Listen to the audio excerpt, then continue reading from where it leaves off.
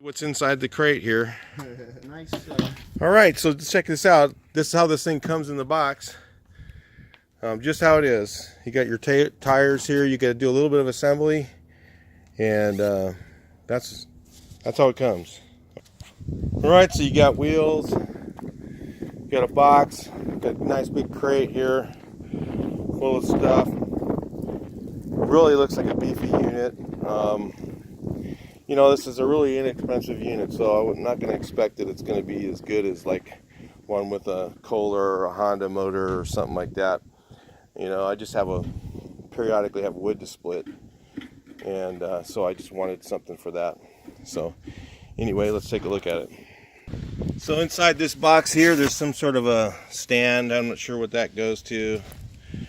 The wheels have regular nice wheel bearings, so you can, I don't think they're name brand, they're probably Chinese. Of course, everything says made in China. We've got brackets, no bearing buddies, but it's got grease caps. I imagine if you're doing your own assembly, of course, you probably will be. I would use disc brake wheel bearing grease on this. This grease doesn't look like very good quality. And definitely, again, like I said, if I didn't say it already, make sure you put fresh oil in the engine. A lot of people, I think it says on most of the Chinese stuff I've gotten, oil has been drained for shipping, so make sure you put good quality oil in. They may not give you any oil with this thing, and make sure you just get good oil, because whatever oil they give you would be garbage. Look at this. This is the whole. So this thing is really heavy, so you're gonna have to take apart the whole pallet. So notice as you take it apart, these were all strapped in there. There's the kind of a three-piece assembly. You got the tongue with the jack, you've got the ram assembly, and you've also got the actual trailer assembly. Because what this does is has the hydraulic reservoir, which there's no hydraulic fluid in here. So it looks like probably AW32. I don't know. That's what all my other equipment runs on, so I'm sure that's what it's supposed to be. You get that at Riley Auto Parts. Probably need a few gallons of probably 3 or 4 gallons of hydraulic fluid, and then get some good oil for your engine. But right here you can see these are protected. This is your axle assembly. So right now Chris is going to go ahead and grease those bearings up, and then what we're going to do is put this one end up here, put the wheels on it, and probably put the tongue on next. I don't know, we haven't looked at the instructions. We may get those out in a minute, and then make it into a trailer so it can stand up. Put the stand down, you know, this assembly here. It looks like that's just taped together for now, and these probably the bolts are in here in this bag. So we'll go ahead and put that part together, and then it looks like after that's on, then you can put the hydraulic ram on. And the hydraulic ram is, well, that looks like it goes on top right here. So that's actually helps to balance the trailer, and then that will actually flip down so that when you want to use a splitter, then you can use it horizontally, I guess that is, up and down, versus vertically versus horizontally, which is sideways, up and down, which is more easier to get those big logs on there. Yeah, look at the bearing grease. There's just really not enough grease in there. That should be packed full. So you should take your hand, squeeze grease in all the way around that area. I usually take my hand and squeeze it into the bearing and fill it up fully with grease, and then put extra grease around it. Because if you're ever going to pull this as a trailer, you're going to want to make sure you have lots of grease on those bearings. And use disc brake wheel bearing grease. See, if you look here, this says high temp disc brake wheel bearing grease. That's all I use. You don't necessarily have to use that, but this stuff will last a lot longer. You'll have less bearing failures with it, so it's better to just get that in the beginning. So the engine on these looks like it's overhead valve, pretty nice. It's a generic, cheap-ass engine made in China. But, you know, as long as it's well oiled, it should be fine. Depends on how much you're going to use it. If you're going to be using it commercially, you might want to step up and get the better one. But I'll do a review on this after using it for 6 months or so, and after doing about 5 or 6 cords of wood, which I have to do that tree right there. So, and that's eucalyptus. So it does take quite a bit of power to run one of these, and I have really big logs on them. I'm going to be pushing through them. I'm going to put some, you know, really big stuff through this thing and see how it does. So I'll put this thing to the test and see if it really works. It looks very similar to the ones you rent, but not quite as strong. You know, the trailers are a little sturdier with those. But anyway, we'll see this in the near future here, and after I get the wheels on. Alright, so I did look at the instructions. Looks like everything's without visual aid. So maybe this video will help you guys, because we're going to figure this out and get this thing put together one piece at a time. It really doesn't look very hard. It doesn't look like it's going to be anything too difficult to put together. So, but yeah, I got this thing here unpacked. I looked at the instructions, and I don't see anything other than just some written instructions, and didn't look very good. So I'm probably not going to use them myself.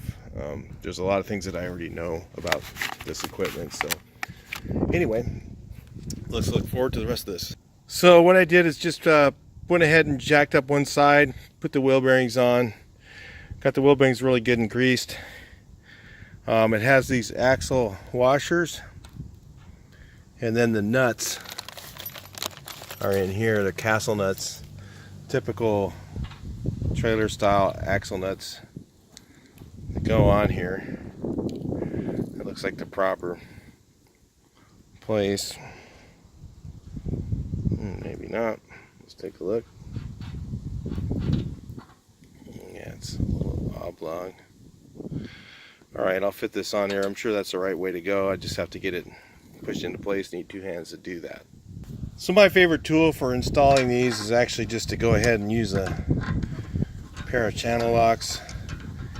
What I usually do is I'll tighten it up. I'll spin the wheel. I'll tighten it up till it's snug. And then, of course, if I didn't have had 2 hands, I would do this mostly by hand. But I'll tighten this up to where it just snugs down. Then what I'll do, just so it snugs down like that, then I'll pick it up, spin the wheel a little bit, tighten it up maybe just a hair more, and then put the cotter key in. Right, so I did notice that this was drilled a little bit off, so it took a little bit of work to get them in. Not expecting much on this. And then normally I'll trim these pieces off with my wire cutters and then put the cap on. So good old me, I'll just beat this up with the I don't even bother using a hammer. I just use my pliers to beat it on, because it's just equipment. It's going to get tore up anyway. And it also came with a complimentary malt ball. This looks like maybe the Chinese guy who was putting this in the package or was working on the job got hungry. Looks like so far we're missing 1 cotter key, but you know, I always keep a set of those from Harbor Freight in stock, so it might be a good idea for you to do the same. So we're missing 1 cotter key. Not a big deal. So we've got both wheels on, and oh wow, it's kind of blurry here. I don't know why. So we got both wheels on. I got the trailer upside down, and we're gonna go ahead and put this tongue on. Then we'll flip this thing back over. Then we'll put that baby on. Looks like the way to do it. So it looks like it goes like this here. We got long bolts, washers and nuts, lock washers from the other side. Looks like the easiest way to be run them through this side, so that on the engine side you can put the nut on to be a little bit easier. So 19 millimeter or 3/4 for the base. It actually looks like American threads, maybe, huh? I'm not sure. Who knows? 19 or 3/4. Metric. Metric. It's got the 19. All right, so that's all tightened up. Now we're going to flip the trailer over and put it on the stand here. And see if we can get the top on it. Now I'm going to say this is going to be pretty heavy. So either you're going to need 2 people or a engine hoist. So to get this sucker on there, I'm going to say, without even trying to move it yet.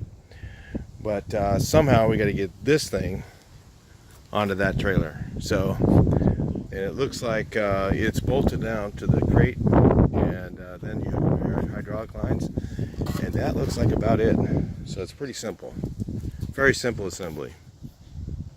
Looks like you need to separate the ram or the cylinder from the splitter itself, and then assemble it together. Oh, you know what I'm seeing right now is this piece, this thing slides in this groove right here.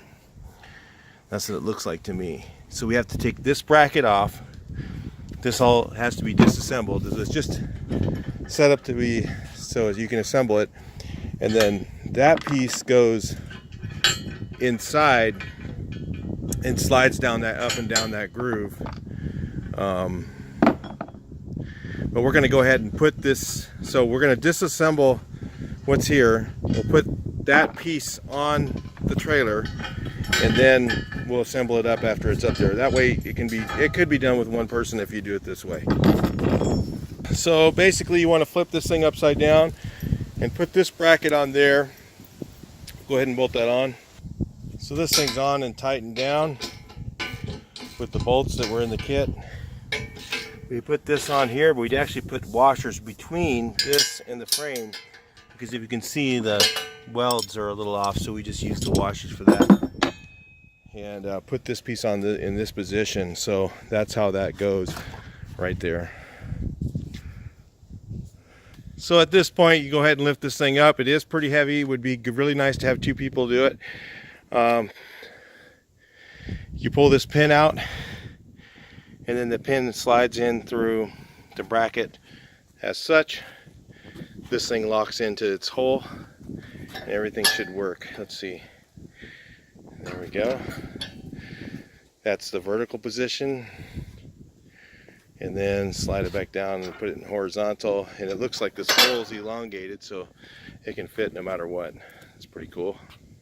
So the next part would be to put this cylinder and valve assembly up on there in the right position and bolt it on. So that's what we're going to do now. So this blade actually fits into this portion of the machine. So since this slides in here, this area in here should be greased on both sides.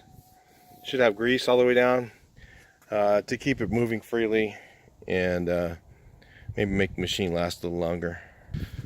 So little grease in the groove here. Got this thing up in its place, so it goes down. You can see how this blade fits in that groove to slide down. But we need to also take off this little cotter key right here. Well, don't lose the pin. And put this down here. The valve in position, put the pin back in, cotter key back in. Alright, so got this on here, ready to go. Got to get the brackets on here, figure this part out, how that this cylinder stays in place. It looks like this one would be somewhere mounted here. We'll figure that out. Actually, so I'm not sure how that's going to go yet. Can't go that way. This way. Yeah, it's going to go like that. Looks like to me. Knock it into place. It's a little bit stiff because the cylinder has to be twisted around a little bit, so it's a little bit stiff. Might have to use a little bit of love taps on there to get it knocked into place.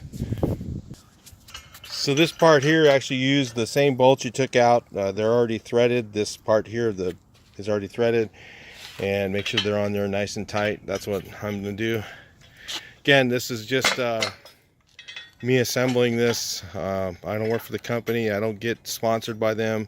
I don't get any money from them. I didn't get a free machine. I paid for this machine. I'm just sharing with you guys what I'm finding. And so if you ever have a problem, don't come to me. I'm just kind of giving you my opinion on this. All right, so this piece is on and tight. You have these two bracket pieces here, and it looks like they just go right here. Like I said, we're figuring this out as we go. Assembly did not really have very much for instructions. They probably have another video out there, I don't know, but this is our version of it. All right, so the tray's on. We just kind of got to tighten it up real quick. This is how this thing goes, from what we can tell. This is for people who want to, you know, do this thing horizontally. But once you've ever used one of these, you'll want to use it vertically, because it's just so much easier to, you don't have to pick up the log. You just, you know, roll it over to it. When you're doing giant pieces of wood, you don't want to have to lift it up and put it on this tray. That's the main reason that I wanted this particular machine, is because it had that option that you just pull this pin and then the whole thing flips up, and you can use them vertically so that you don't have to lift anything up. Well, as far as the hydraulic lines go, there's no instructions on that, doesn't look like, and that we could find. Maybe there is somewhere that we didn't notice. If you want to spend the hour looking, go for it. But from what we can see, that this shorter line goes to the bottom and the longer line goes to the top, because if you can see, I don't think the other one would reach the other way. So that's got to be the way it goes. So we're going to go with that, and then we're going to find out when we get it to run if it works. So that's it for the assembly. We're gonna, I don't know if I'll put a second video on the demo or if we'll put it at the end of this one. Stay tuned and let's find out. Talk to you in the next portion.